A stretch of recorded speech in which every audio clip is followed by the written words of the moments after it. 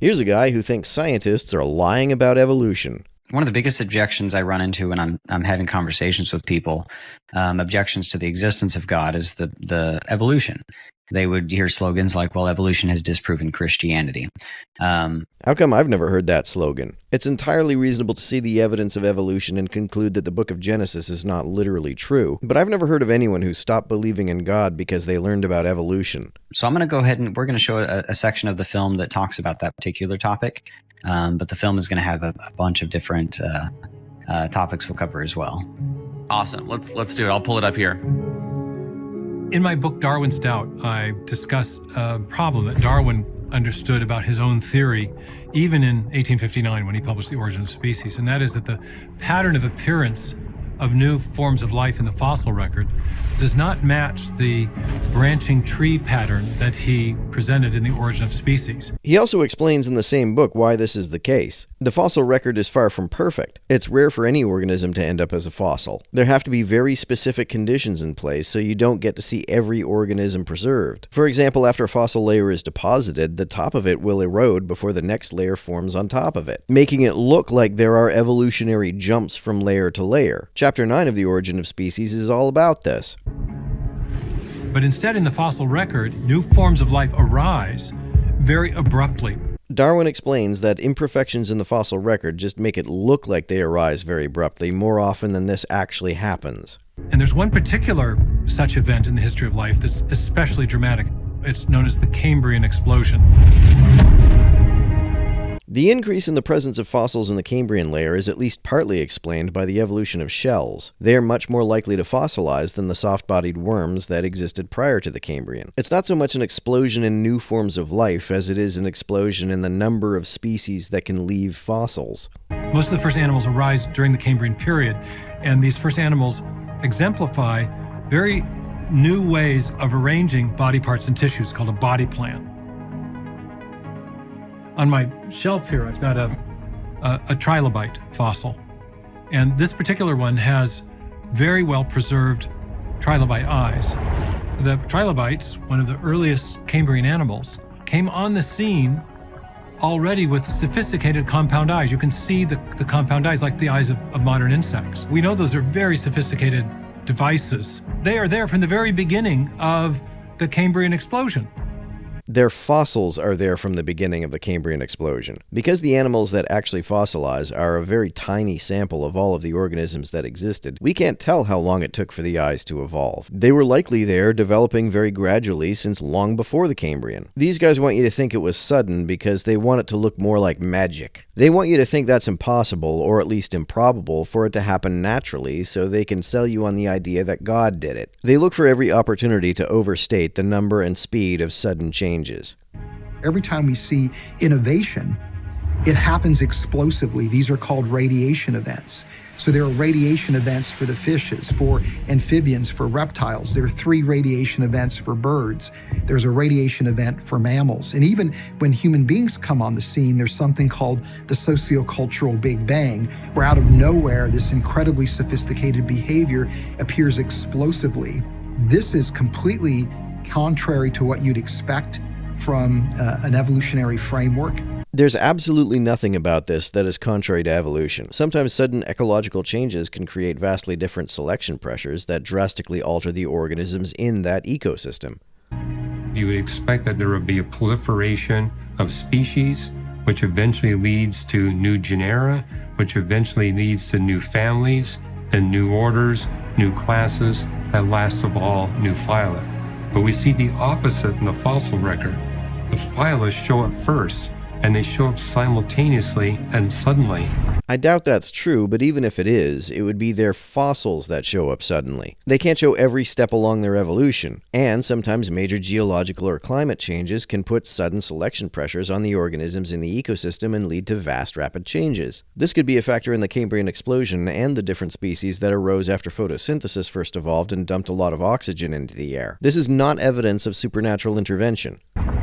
So when we see these big explosions of new biological form, we now know we're also seeing evidence of big explosions of biological information. To build that form, you need information. It's kind of like in the computer world, where if you want to give your computer a new function, you have to give it new code. Not if it's AI. With AI, you can get new functions with training data rather than code. Where does that information come from?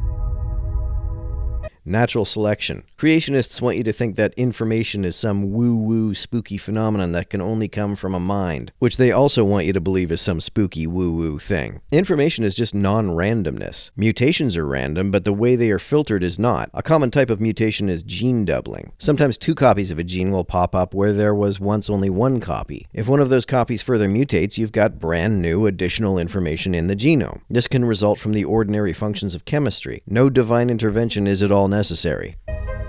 Information always comes from a mind. In other words, in our uniform and repeated experience, we always see a conscious mind as the source of information. If you believe that, you don't understand what information is. If a rock falls into some mud, the shape of the indentation it makes will match the shape of the rock. Consequently, the shape of the indentation in the mud will be information about the shape of the rock. In such a scenario, information is created without the involvement of any mind at all.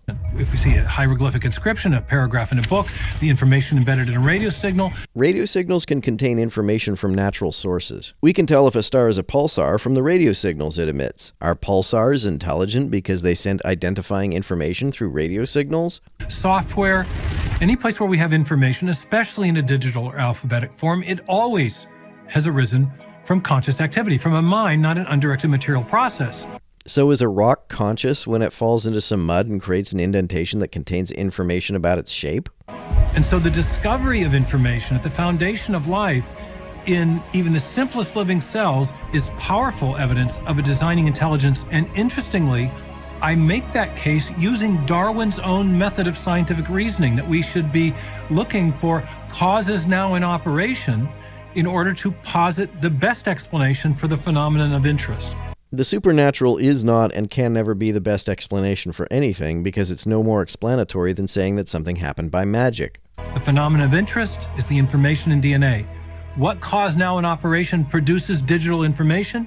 Well, there's only one, and that's a mind. The word digital seems to be doing a lot of heavy lifting here. I suspect he uses it to dismiss the many examples of non-minds creating information. Typically, digital information is information that consists of ones and zeros or positive and negative bits of data. That's not how DNA works. Maybe he means that the information in DNA consists of sequences of 4 nucleotides, but that's not what we typically use the word digital to mean, and I see no reason why a mind would be any more necessary to cause non-randomness in a 4 nucleotide sequence than anything else.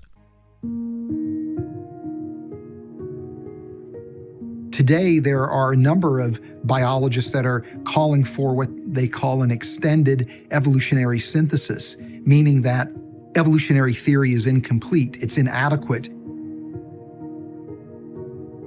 They called a meeting in November of 2016 to come up with a new theory of macroevolution because the current theory they have, this neo-Darwinian theory where you mutate DNA and get a new body plan, they were admitting doesn't work. They did not conclude that mutation cannot produce new body plans. So they called all these people to the UK back in November of 2016 to have this meeting, and they heard a lot of people complaining about the current theory of macroevolution, but they couldn't come up with another naturalistic theory as to how these subsequent life forms could evolve. So it must be magic, right? Darwinism, neo-Darwinism is dying. The mutation natural selection mechanism, which has been the go-to explanation for the origin of biological form in evolutionary biology, is insufficient to produce the information necessary to build fundamentally new form in the history of life.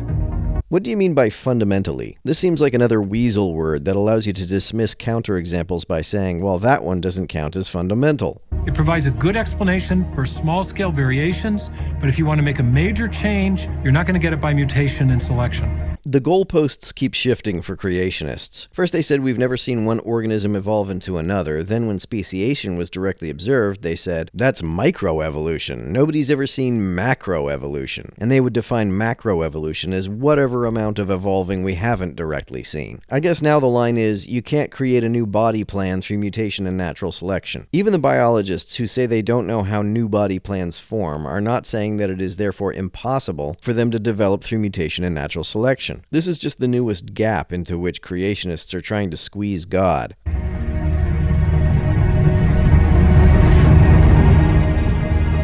Even if evolution were true, All it would explain is how one species morphed into another species, and then over time we get the complexity and diversity of life. Evolution doesn't explain why there's something rather than nothing. Why would anyone expect it to? To think that the fact that there's something rather than nothing needs to be explained requires one to assume that nothingness is the default state of reality, and that somethingness is some kind of aberration that must have a cause. There is, in fact, no reason to assume this. Evolution doesn't explain why the universe is exquisitely fine-tuned for life. Neither does the idea of an all-powerful God. If God is all-powerful, he would have the power to put life into a universe with any set of parameters. He wouldn't need to futz around with the settings of the universe to make that happen. In fact, if we lived in a universe with a set of parameters that made the natural development of life impossible, that would be far greater evidence that life is not a merely natural phenomenon. It still wouldn't make any sense to say that it was supernaturally created, though, because that's no more an explanation than saying that the universe is the way it is because of magic. Evolution can't explain the origin of life.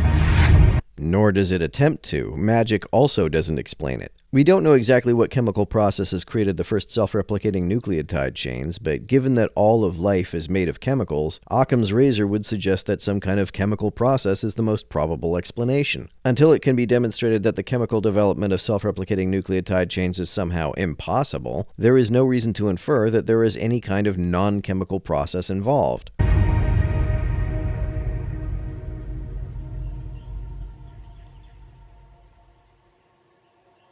There's a recent Gallup poll that shows that belief in God in the United States has dropped to an all-time low. Young people, in particular, in the age group from 18 to 31, are generating that trend away from religious belief.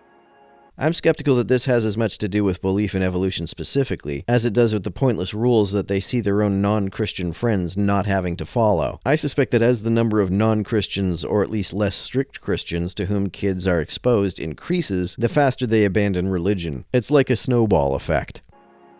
One of the factors that is most commonly cited is science. The particular finding of science atheists and agnostics cite most is the idea of undirected evolutionary change, that life arose by an undirected evolutionary process. It's not, though. It's directed by natural selection. It's just directed by a mechanism rather than a conscious entity.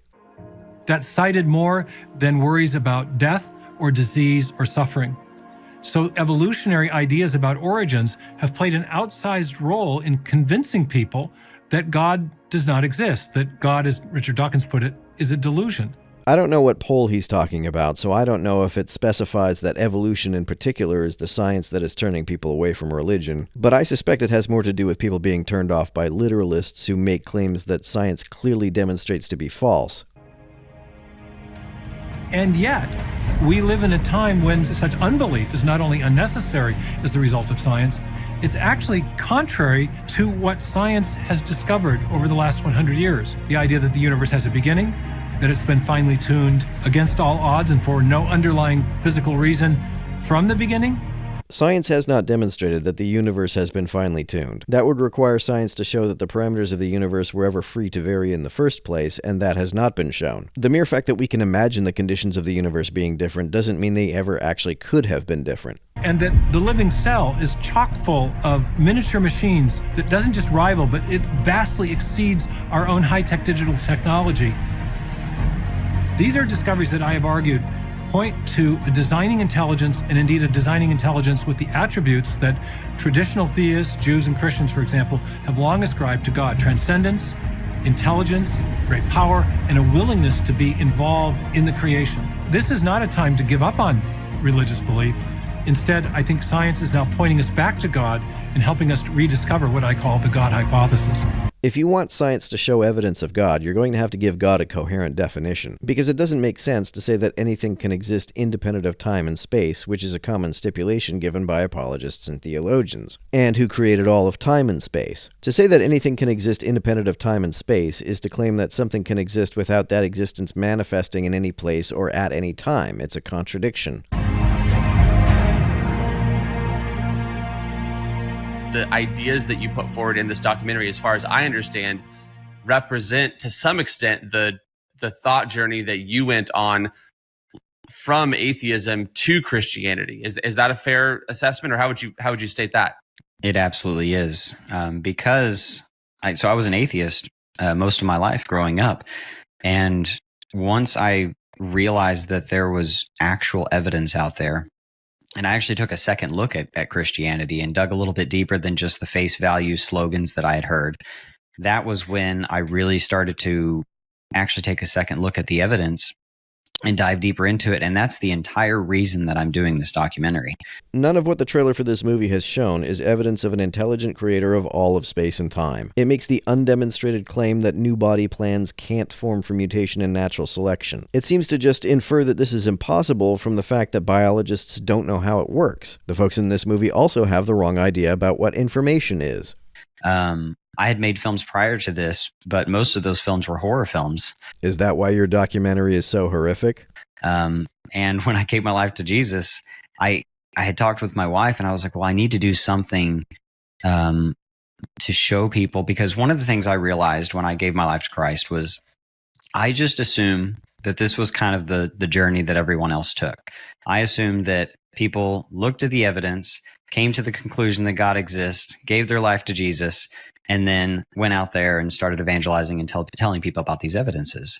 You can often tell a creationist from the use of the word evidences, and the reason most people don't turn to Jesus when they look at the same science you look at is sometimes because they actually understand it, and sometimes because they understand that the supernatural, even if it existed, is not an explanation. Eric Peterson excellently showed why it's not an explanation. How did God create the world? Supernaturally. And that's not an explanation. You asked me how.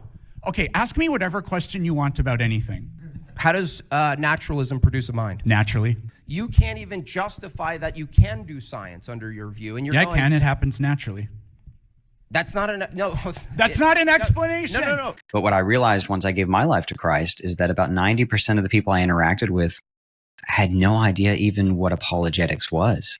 They had no idea that there were good arguments for the existence of God out there.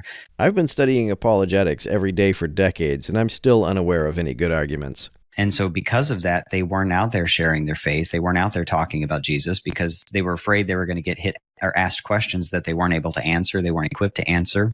You have not demonstrated the ability to competently answer them.